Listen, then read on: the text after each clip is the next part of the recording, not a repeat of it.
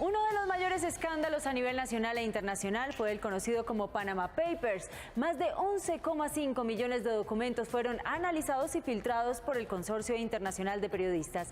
Allí descubrieron que cientos de personalidades del mundo político, deportivo y cultural tenían cuentas en paraísos fiscales. Más de 1.200 nombres de colombianos fueron mencionados. El escándalo comenzó cuando el Consorcio Internacional de Periodistas reveló información del bufete de abogados panameño Mossack Fonseca, dedicado a crear empresas de papel para evadir el pago de impuestos. El portal Conecta reveló la lista detallada de los implicados. Se destacaron personalidades como David Cameron, el presidente de Argentina Mauricio Macri, Vladimir Putin, entre otros. En el mundo artístico figuraron Lionel Messi y Pedro Almodóvar. En el caso colombiano se mencionaron 1.245 personas vinculadas con los Panama Papers y en general 200.000 nombres de clientes. De inmediato, el gobierno colombiano dijo que investigaría los casos y aclaró que tener cuentas en otro país no es ilegal, pero siempre y cuando se haga la declaración respectiva. De esas listas, que además se complementaron con una visita que hizo la DIAN a las oficinas en Bogotá de la firma Mossack y Fonseca, el porcentaje de personas naturales y jurídicas que efectivamente ha declarado esas inversiones en el país y las ha reportado ante la DIAN es sumamente bajo. De ese total de personas que han sido listadas, solamente el 35% ha reportado esas inversiones en el país. Es decir, un 65% ha evadido su obligación. La DIAN aseguró que estaba investigando la información. Toda esa información la estamos analizando en la DIAN con un grupo de auditores.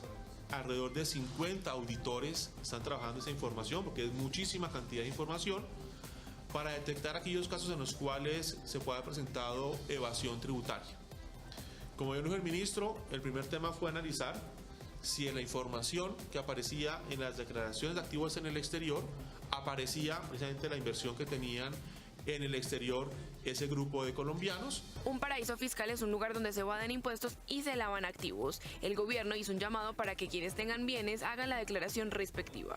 Este formulario es el que debe llenarse por parte de los contribuyentes que están obligados a declarar impuestos en Colombia, donde se reporta qué activos tienen en el exterior, qué propiedades o inversiones tienen en el exterior. Y si esos activos que se tienen en el exterior exceden la cifra de 106 millones de pesos, el mismo formulario lo dice, hay que hacer un listado detallado, pormenorizado de cada una de esas inversiones. En total fueron 11,5 millones de documentos filtrados. Pero luego de los Panama Papers, un nuevo escándalo fue revelado por el Consorcio Internacional de Periodistas. Se trata de los Bahama Leaks. Cientos de colombianos fueron mencionados por desviar también dinero y propiedades hacia este país para evadir el pago de impuestos. Fueron más de 1 millón de documentos con nombres de directores y dueños de 175.000 empresas registradas en Bahamas entre 1990 y 2016 con el propósito de evadir el pago de impuestos y administrar inmuebles sin que se registraran sus verdaderos propietarios. Dice la investigación que al menos un centenar de colombianos aparecen en la lista, principalmente empresarios en los sectores de transporte, turismo, finanzas y construcción. Fue mencionado el exministro de Minas, Carlos Caballero, por no declarar una empresa ante la DIAN y evadir impuestos. También el empresario Luis Carlos Sarmiento Gutiérrez y el político Enrique Vargas Lleras. Afirma la investigación que la publicación en ningún caso señala la ilegalidad, pues en sí mismas las actividades offshore no lo son, excepto si los recursos son de origen ilícito.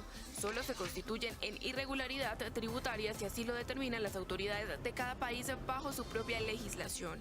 Bahamas es considerada por Colombia como paraíso fiscal.